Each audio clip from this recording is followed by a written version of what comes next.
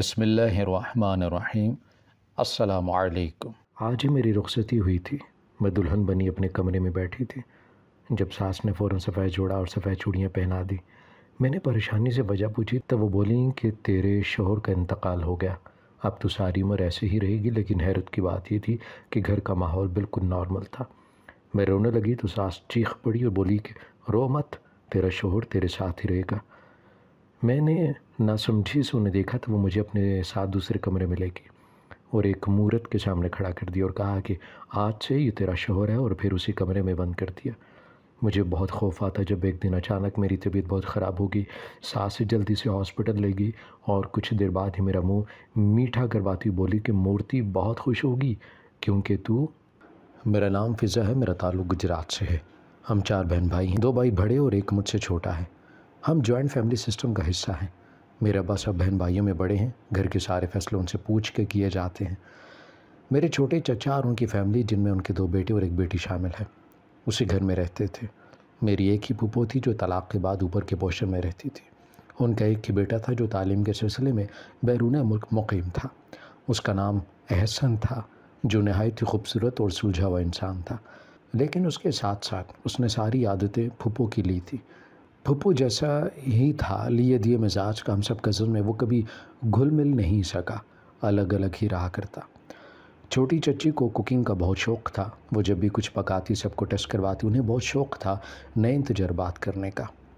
آج بھی کوئی نئی ڈش بنی تھی اور وہ اسے لے کر اماں سے داد وصول کرنا چاہتی تھی، لیکن اماں صدا سے تعریف کے معاملے میں کنجوس واقع ہوئی تھی۔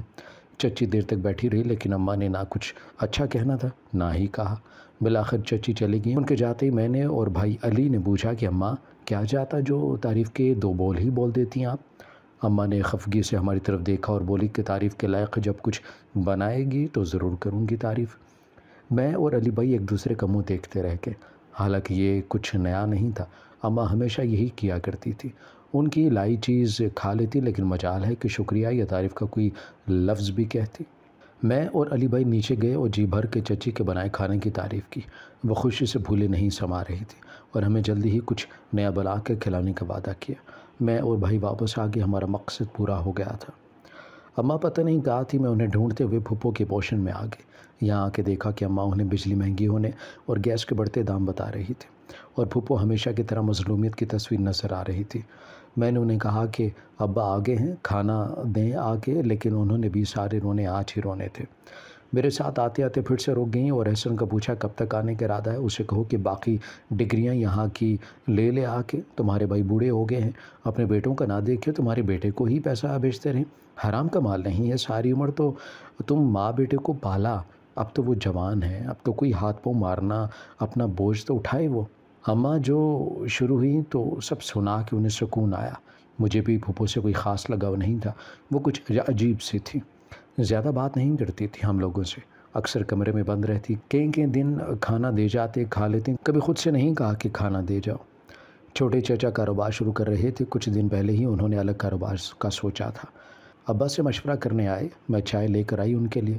تھوڑی دیر بعد باتوں کے بعد وہ چلے گئے اور اماں ابا پر ہی برس پڑی کہ کیا ضرورت ہے قیمتی مشورے دینے کی، جب سوچ لیا ہے کہ الگ کاروبار کرنا ہے تو اس کا آئیڈیا خود ہی ڈھونڈ لیں۔ ابا اماں سے ان باتوں پر اکثر الجھ جاتے تھے۔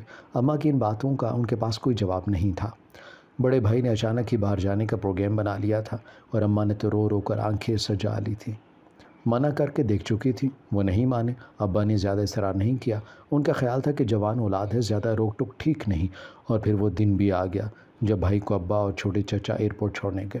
اماں کی طبیعت خراب تھی، بھائی کے جانے کو دل سے جو لگا لیا تھا، بہت پریشان رہنے لگی۔ چچی اور پھوپھو کی شامت آئی رہتی، وہ دونوں کا خرچہ اور گھر کا سارا انتظام کیونکہ اماں کے ہاتھ میں ہی تھا، بڑی ہونے کی وجہ سے، اس لیے وہ دونوں خاموش ہو جاتی، یا پھر شاید تھوڑا سا بڑوں کا لحاظ بھی تھا۔ علی بھائی نے ابا کے ساتھ اسٹور پر جانا شروع کر دیا اور مجھ سے چھوٹا اپنی پڑھائی میں مصروف تھا۔ میرے اگلے مہینے ایگزام تھے، سب اپنی اپنی جگہ مصروف ہو گئے تھے۔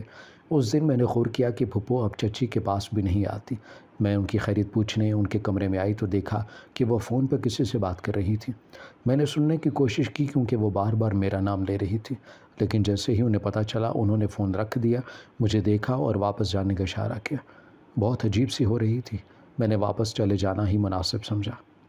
میرے بھائی جو بیرون ملک چلے گئے تھے انہوں نے جا کر ہم سب سے کوئی رابطہ نہیں رکھا تھا۔ اماں بہت پریشان تھی اور ابا روز کہتے کہ اس حالات کا کوئی کیا بھروسہ کرے، وہاں جاتے ہی بوڑھے ماں باپ کو بھول گیا۔ ابا نے اس بات کو دل سے لگا لیا، اماں بھی روتی رہتی، اسی طرح دن گزر رہے تھے۔ ایک دن اچانک فون آ گیا، بھائی نے وہاں کی نیشنلٹی کے چکر میں کسی انگریزنی سے شادی کر لی اور ابا پر یہ بات قیامت بن کر ٹوٹی۔ وہ اپنے بھائی کو زبان دے چکے تھے، چھوٹے چچا کے گھر بات پکی تھی، لیکن بھائی نے دونوں بھائیوں کے رشتے کو داؤ پر لگا دیا اور ابا نے اس بات کو ایسے دل پہ لے لیا کہ ان کی طبیعت خراب رہنے لگی تھی۔ انہوں نے اسٹور پر جانا چھوڑ دیا، کمرے سے نہیں نکلتے۔ چھوٹی چچی کو پتہ چلا تو واویلا کر دیا۔ ہم لوگ چچی کے اس انداز سے بے خبر تھے۔ انہوں نے اماں کو وہ باتیں سنائیں کہ اماں آج بھی بھول نہیں سکی۔ چچی روتے ہوئے یہی کہہ رہی تھی کہ میری بیٹی کا کیا ہوگا، لوگ کیا کہیں گے، لڑکی میں کوئی داغ تھا جو سگے تایا کا بیٹا چھوڑ گیا۔ تبھی ابا کے کمرے کا دروازہ کھلا اور ابا نے علی بھائی کو آواز دی جو سارا تماشا دیکھ چکے تھے۔ علی تم بھی اپنے بھائی جیسے ہی ہو تو نکل جاؤ میرے گھر سے، اور اگر میری بات پر عمل کرو تو میں سمجھ جاؤں گا۔ میری اولاد کو آج بھی کچھ تو پاس ہے میری عزت کا۔ علی بھائی بے اعتباری سے دیکھ رہے تھے۔ خود سے عمر میں 5 سال بڑی لڑکی جو بھائی کی منگیتر بھی رہی تھی، ابا قربانی مانگ رہے تھے اور چاہ رہے تھے کہ انکار بھی نہ ہو۔ علی بھائی نے سر جھکا دی اور کہا کہ ابا جیسے آپ کو ٹھیک لگے ویسا ہی کر دیں۔ ابا کے چہرے پر ایک اطمینان آ گیا۔ انہوں نے چچی سے کہا کہ اگلے جمعے کو ہم لوگ فاخرہ کے نکاح علی سے کر دیں گے، تم اب جاؤ اور جا کر تیاری کرو۔ چچی کو اس پر بھی اعتراض تھا، کہنے لگی کہ علی اور فاخرہ کی عمر میں بہت فرق ہے، علی کا کاروبار بھی سیٹ نہیں، آپ لوگ زیاد کو کیوں نہیں بلاتے، اسے بلائیں واپس، میں اس کا گریبان پکڑ کے پوچھوں گی۔ میری معصوم بچی کو خواب دکھا کہ ویسے بھاگ نہیں سکتا۔ ہم سب لوگ اپنی جگہ پریشان تھے، ابا بھی کہہ چکے تھے اس سے ہمارا رابطہ نہیں، لیکن چچی اسی بات پر اڑی ہوئی تھی۔ ابا نے صاف کہہ دیا کہ زیاد نے وہاں شادی کر لی۔ چچی نے اونچی اونچی آواز میں روٹنا پیٹنا شروع کر دیا۔ ان کا شور سن کر محلے کی کچھ عورتیں جمع ہو گئیں۔ سب کو چچی مظلوم اور ابا ظالم لگ رہے تھے، جیسے سب ابا نے خود کروایا ہو۔ میں نے اندر جا کر چچا کو کال کی، 20 منٹ بعد وہ آ گئے اور سب دیکھ کر حیران رہ گئے۔ چچی نے اچھا خاصا تماشا لگا دیا تھا۔ چچا انہیں اپنے کمرے میں لے گئے۔ اگلے جمعے کو علی بھائی کی سادگی سے نکاح کر دیا گیا۔ اصل معاملہ تو تب ہوا جب ابا نے رخصتی کی شرط میں ساتھ ہی رکھ دی۔ ابا کو لگ رہا تھا کہ علی بھائی بھی اپنے بھائی کی طرح مکر نہ جائے۔ علی بھائی ابھی یہ نہیں چاہتے تھے اور یقیناً چچا لوگ بھی یہ نہیں کرنا چاہتے تھے، لیکن ابا بضد تھے۔ یہی مناسب ہے، چچا نے موقع کی نزاکت کو سمجھتے ہوئے کہا کہ مجھے بھائی کی بات سے اختلاف نہیں، فاخرہ کون سے خیروں میں جا رہی ہے یا دور جا رہی ہے، جو کوئی فکر کریں ہم، کل بھی یہ ہونا ہی ہے، آج ہی صحیح۔ انہوں نے آگے بڑھ کر فاخرہ کے سر پر ہاتھ پھیرا اور یوں رخصت ہو کے فاخرہ ہمارے گھر آ گئی۔ ہمارے گھر میں فاخرہ کا ویسے استقبال نہ ہوا جیسا ہم لوگ سوچا کرتے تھے۔ فاخرہ بھابھی بنے گی تو یہ کریں گے وہ کریں گے، سب کچھ رہ گیا تھا۔ فاخرہ کو علی بھائی کے کمرے میں بٹھا کے میں باہر آ گئی۔ ابا اور اماں کسی بات سے لڑ رہے تھے، وہ بضد تھیں کہ یہ سب کیوں کیا، نکاح کر ہی دیا تھا، رخصتی کیوں کروائی۔ ابا اور اماں کا جھگڑا بڑھتا جا رہا تھا کہ اچانک خبر ملی کہ زین میرے چھوٹے بھائی نے کچھ لڑکوں سے جھگڑا کر لیا اور ان لڑکوں نے بری طرح سے زین کو مارا ہے۔ ابا، چچا اور علی بھائی سنتے ہی وہاں پہنچ گئے۔ سر پر کافی چوٹ آئی تھی، اسی لیے اسے ہاسپٹل لے کر چلے گئے۔ ڈاکٹر نے پٹی کرنے سے انکار کر دیا۔ اس نے کہا کہ یہ پولیس کیس ہے، جب تک پولیس نہیں آتی وہ کچھ نہیں کر سکتا۔ بھائی نے منت کی وہ اپنا کام کرے، پولیس بھی آ جائے گی، لیکن ڈاکٹر نہیں مانا۔ وہاں ہی زیادہ خون بہنے کی وجہ سے زین بے ہوش ہو چکا تھا۔ تب وہاں پولیس آ گئی جو یقیناً مخالف پارٹی نے بلوائی تھی۔ رپورٹ زین کے خلاف درج ہوگی، جو ابھی تک ڈاکٹر کی کوشش کے بعد بھی ہوش میں نہیں آیا، جبکہ دوسرے لڑکے جن سے جھگڑا ہوا تھا وہ سب ٹھیک ٹھاک کھڑے نظر آ رہے تھے۔ زین کو رات کو ہوش آیا، پولیس وہی موجود تھی، اس کا بیان بھی لیا۔ زین نے بتایا کہ یہ لوگ کسی لڑکی کو تنگ کر رہے تھے، میں نے تو صرف اس لڑکی کی مدد کرنا چاہی تھی، ان لوگوں نے یہ انا کا مسئلہ بنا لیا اور مجھے بہت مارا۔ انسپکٹر نے کہا کہ اگر وہ لڑکی بیان دے دے تو پرچہ نہیں ہوگا۔ یہ کہہ کر پولیس چلی گئی۔ ابا نے زین سے پوچھا کیا وہ جانتے ہیں وہ لڑکی کون ہے، لیکن زین نے کہا کہ وہ گھر کی طرف آ رہا تھا جب اس نے دیکھا کہ کچھ لڑکے ایک لڑکی کو تنگ کر رہے ہیں۔ اس نے منع کیا تو یہ لڑکے زین پر ہی برس پڑے اور اسے مارنا پیٹنا شروع کر دیا۔ وہ نہیں جانتا کہ لڑکی کون ہے۔ زین کو گھر لے آئے تھے، وہ اب کچھ بہتر تھا۔ ابا سب دیکھ کر بہت پریشان تھے، ایک پہ ایک مسئلے ہو رہے تھے۔ انہوں نے خود کو کمرے تک محدود کر لیا۔ اماں فاخرہ سے کھینچی کھینچی سی رہا کرتی، بات ہی نہ کرتی، اس کے ہاتھ کا کھانا بھی نہ کھاتی۔ 4 لوگ تھے، اب الگ سے کھانا بنتا تو یہ اچھی بات تو نہیں تھی، لیکن اماں مجھے کہتی کہ میرے لیے الگ سے کچھ بنا لو۔ علی کا رویہ بھی فاخرہ سے کچھ اچھا نہیں تھا، شاید اس نے دل سے ابھی تک اس رشتے کو قبول نہیں کیا تھا۔ وہ کمرے میں جاتی تو کمرے سے نکل جاتا۔ اب فاخرہ نے میرے کمرے میں رہنا شروع کر دیا تھا۔ بہت کم ملک کے کمرے میں جاتی، وہ بھی تب جب وہ کمرے میں نہ ہوتا۔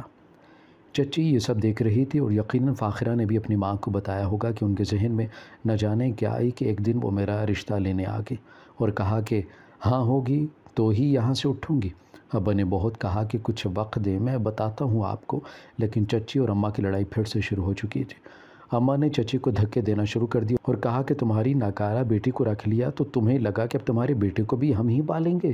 ابا نے اماں کو منع کیا، لیکن اماں پہ لگ رہا تھا کہ وہ ڈپریشن کا دورہ پڑ گیا تھا۔ چچی چلی گئی تھیں۔ ابا نے اماں کو بہت سنائی۔ جب وہ بات کر رہے تھے انہیں بولنے کی کیا ضرورت تھی، اور فاخرہ کے پیچھے کیوں پڑی رہتی ہو، وہ اب اس گھر کا حصہ ہے۔ اگر کسی نے زیادہ بک بک کی تو میں یہ گھر فاخرہ کے نام کروا دوں گا۔ یہ کہہ کر ابا چلے گئے اور اماں چارپائی پر ڈھہکی اور میں کچھ بھی بولنے کی اب سقت نہیں رہی تھی۔ صبح ہی صبح پھپھو آ گئیں، بہت خوش لگ رہی تھیں۔ آج تو اماں کی طرف بھی دھیان نہیں دیا، اپنا دوپٹہ اتارا اور ابا کے پیروں میں رکھ دیا۔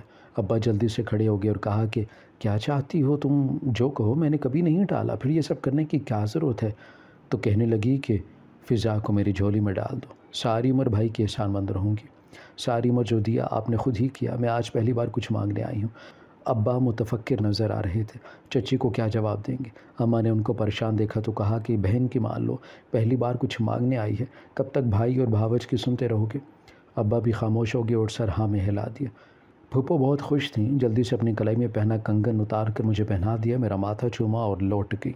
اس دن میں رات کو اماں کے لیے مہندی بھگونے گئی۔ ان کے بال سفید ہو گئے تھے۔ میں چاہتی تھی کہ بال رنگ دیتی ہوں، مہندی پھپھو کے پاس ہوتی تھی، وہ اکثر ہی لگاتی تھی۔ میں پوشے میں داخل ہوئی تو مجھے عجیب سا احساس ہوا، جیسے پھپھو کے علاوہ بھی کوئی وہاں پر موجود ہے۔ آہستہ سے اندر آئی تو سامنے اجنبی شخص کھڑا تھا۔ میں حیرانی سے دیکھ رہی تھی۔ جب پھپھو نے مجھے دیکھ لیا اور کہنے لگی فضا آ جاؤ، یہ کوئی غیر نہیں، یہ ہمارا احسن ہے، ابھی کچھ دیر پہلے ہی آیا ہے۔ وہ کہہ کر کمرے میں چلی گئی اور میں وہیں کٹوری لیے کھڑی تھی۔ احسن مجھے ہی دیکھ رہا تو مجھے اپنی پیشانی پہ پسینہ محسوس ہوا، لیکن میں بااعتماد لڑکی، پتہ نہیں اس کے سامنے اتنا نروس کیوں ہو رہی تھی۔ شاید ہمارے درمیان اس نئے رشتے کی وجہ سے ایسا تھا۔ میں نے نظریں اٹھا کر سامنے دیکھا تو احسن نے بھی نظریں پھیرنے، لیکن میری طرف آیا، کہنے لگا کیا مانگنے آئی ہو؟ بچپن کی عادت گئی نہیں؟ تمہاری بچپن سے عادت ہے، ہمارے گھر سے کچھ نہ کچھ مانگے بغیر گزارا نہیں تمہارا۔ میرے چہرے پر مسکراہٹ پھیل گئی۔ واقعاً ایسا ہی تھا۔ میں نے احسن کی طرف دیکھتے ہوئے کہا کہ لیکن سب سے قیمتی چیز تو مجھے بن مانگے ہی مل گئی۔ میں کہہ کر پیچھے کی طرف بھاگی، اس نے میری کلائی پکڑ لی۔ میرا دل تیزی سے دھڑکنے لگا تھا، وہ اب مزید قریب آ گیا تھا۔ اس کے خوبصورت پرفیوم کی خوشبو مجھے اپنے بہت قریب محسوس ہوئی۔ کہنے لگا کہ پہلی بات میں چیز نہیں ہوں، دوسری بات تم نے بتائی نہیں، کیا مانگنے آئی تھی؟ میں نے نظریں اوپر اٹھائی، وہ مجھے ہی دیکھ رہا تھا۔ میں نے کہا کہ مہندی لینے آئی تھی، اماں کے بالوں میں لگاؤں گی صبح۔ میرا ہاتھ ابھی بھی اس کے ہاتھ میں ہی تھا، مجھے ساتھ لے کر کمرے تک آیا، مجھے وہاں بٹھا کے پھپھو سے اس کٹوری میں مہندی لے آیا۔ مہندی بھگوئی ہوئی تھی، میرے پاس ہی بیٹھ گیا اور کہا کہ لو، تمہاری سہولت کے لیے اماں نے بھگو بھی دی ہے۔ میں مسکرانے لگی۔ اس نے میرا چہرہ تھوڑی سے پکڑا اور اپنی جانب کیا۔ میں نے شرم سے آنکھیں بند کر لیں۔ کہنے لگا کہ جب تم مسکراتی ہو کہ لگتا ہے چاروں طرف موسم ہی بدل گیا ہے۔ میں نے آنکھیں کھول دی اور کہا کہ اب لگتا ہے کہ پلکیں جھپکیں اور شام کر گئی ہیں۔ میں نے وہاں سے بھاگ جانا چاہا، لیکن وہ میرے سامنے کھڑا تھا راستہ روکے۔ میں نے کہا کہ اماں آ جائیں یہاں، اس سے پہلے مجھے جانے دے۔ اس نے کٹوری میرے ہاتھ سے لی اور ایک انگلی مہندی میں ڈبو کر کٹوری میرے ہاتھ میں دی اور دوسرے ہاتھ پر مہندی لگا دی۔ میں اسے دیکھتی رہ گئی۔ وہ مزید بھی کچھ کہہ رہا تھا، لیکن مجھے صرف یہی سنائی دیا وہاں سے بھاگتے ہوئے کہ میں نے زندگی میں تم سے زیادہ کسی کو نہیں چاہا فضا، اور مجھے آج لگا تھا کہ میرا نام کتنا خوبصورت ہے۔ آج ہی میری رخصتی ہوئی تھی، میں دلہن بنی اپنے کمرے میں بیٹھی تھی جب پھپھو نے فوراً سفید جوڑا اور سفید چوڑیاں پہنا دی۔ میں نے پریشانی سے وجہ پوچھی تو وہ بولی کہ تیرے شوہر کا انتقال ہو گیا، اب تو ساری عمر ایسے ہی رہے گی۔ لیکن حیرت کی بات یہ تھی کہ گھر کا ماحول بالکل نارمل تھا۔ میں رونے لگی تو پھپھو چیخ پڑی اور بولی کہ رو مت، تیرا شوہر تیرے ساتھ ہی رہے گا۔ میں نے ناسمجھی سے انہیں دیکھا تو وہ مجھے اپنے ساتھ دوسرے کمرے میں لے گئی اور کہا کہ آج سے یہ تیرا شوہر ہے، اور پھر اسی کمرے میں بند کر دیا۔ مجھے بہت خوف آتا جب ایک دن اچانک میری طبیعت بہت خراب ہو گئی۔ ساس جلدی سے ہاسپٹل لے گئی اور کچھ دیر بعد ہی میرا منہ میٹھا کرواتی بولی کہ مورتی بہت خوش ہوگی کیونکہ تو ماں بننے والی ہے۔ میں حیران اور بے حد شرمندگی کی وجہ سے اس کمرے سے نہ نکلتی۔ باقی سب سے ملنا جلنا بھی ختم ہو گیا تھا۔ پھپھو کے رویے کی وجہ سے کوئی ادھر نہ آتا۔ مجھے کہتے کہ تم نیچے آ جایا کرو، لیکن اپنی اس حالت کی وجہ سے میں بہت شرمندگی محسوس کرتی۔ مجھے سمجھ نہیں آ رہی تھی کہ احسن کہاں چلا گیا۔ پھپھو کیوں کہتی ہیں کہ اس کا انتقال ہو گیا؟ مجھے ان پر یقین نہیں آیا تھا، اور اپنی اس حالت پہ بھی، کیونکہ ہمارے درمیان کبھی کچھ ایسا ہوا ہی نہیں تھا۔ اس شام پھپھو مجھے گھسیٹتے ہوئے نیچے لے آئیں، میرے گھٹنے پر رگڑے آئیں، میرا پاؤں مڑ گیا، لیکن وہ مجھے مسلسل گھسیٹ رہی تھی۔ نیچے ابا اور اماں باقی سب بھی موجود تھے۔ چچا چچی فاخرہ کے لیے آئے ہوئے تھے، کیونکہ وہ اب ماں بننے والی تھی، اس لیے اسے لینے آئے تھے۔ پھپھو نے چیخ چیخ کر کہنا شروع کر دیا کہ اپنی بدچلن بیٹی کو اپنے پاس ہی رکھیں، ہمیں نہیں ضرورت اس کی، پتہ نہیں کہاں منہ کالا کیا ہے اور میرے بیٹے کے متھے مار دی۔ ابا اور اماں کے صدمے سے کچھ بول ہی نہیں سکے، اور میں شاید اتنے دن اس مورتی کے ساتھ کمرے میں اکیلے رہتے رہتے نیم پاگل ہو گئی تھی۔ اپنے حق میں کچھ بھی بول نہیں سکی۔ ان لوگوں کی نظر میری طرف تھی۔ میں نے اپنا پیٹ پہ دوپٹہ پھیلا دیا۔ مجھے بھی لگنے لگا تھا کہ جیسے کوئی گناہ ہوا ہے مجھ سے، اور میری یادداشت نہیں رہی۔ رو رو کر میری آنکھیں جلنے لگی تھی۔ اماں ابا نے منہ موڑ لیا، چچا لوگ بھی نکل گئے تھے، علی اور فاخر اپنے کمرے میں چلے گئے۔ پھپھو کب کی جا چکی تھی، میں وہیں ڈھہ گئی۔ آج پتہ نہیں کتنے دنوں بعد مجھے ہوش آیا تھا۔ میں چھت کو گھر رہی تھی اور یاد نہیں آ رہا تھا کہ میں کہاں ہوں۔ اپنے ارد گرد نظر دوڑاتی تو سامنے احسن کو کھڑا پایا۔ میں حیران و پریشان تھی کہ ایک لمحے کو تو لگا کہ اللہ نے میری سن لی، میں بھی مر گئی ہوں اور احسن کی روح میری روح سے ملنے آئی ہو۔ لیکن اس خواب جو حقیقت میں احسن کی آواز لے آئی، وہ میرے پاس ہی بیٹھ گیا اور میرے آنسو اپنے ہاتھوں سے صاف کیے اور کہا کہ بہت رو لیا، اب نہیں۔ میں کہنا چاہتی تھی کہ تم اس رات اچانک کہاں چلے گئے تھے، لیکن کچھ بول ہی نہیں سکی۔ ایسے مجھے گھر لے آیا، وہ میرا بہت خیال رکھ رہا تھا، دوائی میرا کھانا پینا سب خیال رکھتا۔ میں نے دیکھا کہ پھپھو سے اس کی بات نہیں ہوتی تھی، وہ جب بھی سامنے آتی وہ باہر نکل جاتا، ان کا پکا کھانا بھی نہ کھاتا، اپنے لیے اور میرے لیے کھانا باہر سے لے کر آنے لگا تھا۔ جب تک میں سو نہیں جاتی تھی میرے پاس ہی بیٹھا رہتا۔ پھر ایک دن اس نے پھپھو سے کہہ دیا کہ وہ مجھے یہاں نہیں رکھ سکتا، اسے لگتا ہے کہ وہ اگر کہیں گیا یا تھوڑی سی غفلت بھی کی تو فضا کو مار دیا جائے گا اور وہ فضا کے بغیر مر جائے گا۔ پھپھو اس کی منت کرنے لگی کہ وہ گھر چھوڑ کر نہ جائے، وہ ان کے بڑھاپے کا سہارا ہے، وہ برباد ہو جائے گی۔ احسن نے اپنا اور میرا بیگ اٹھایا اور مجھے لے کر نیچے اترنے لگا۔ پھپھو ہمارے پیچھے روتی روتی آ رہی تھی، بار بار مجھے کہہ رہی تھی کہ میں احسن سے کہوں کہ وہ فیصلہ بدل لے۔ میں خاموش رہی۔ جب ہم نیچے آئے سب لوگ وہاں موجود تھے۔ پھپھو کی چیخ پکار سن کے چاروں لوگوں کی فیملی بھی وہاں آ گئی۔ پھپھو بار بار یہی کہہ رہی تھی کہ سارا قصور میرا ہے، مجھے معاف کر دو۔ میں بڑی بھابھی کی نفرت میں اس حد تک گئی کہ بھابھی کے احسان بھی بھول گئی اور بیٹے کی محبت بھی نظر نہیں آئی۔ میں نے فضا کو بدنام کرنے کے لیے اس رات اپنے بیٹے کو اپنی جان کی قسم دے کر کہا تھا کہ وہ میری خاطر کچھ دن یہاں سے چلا جائے اور جب تک میں نہ کہوں یہاں قدم نہ رکھے۔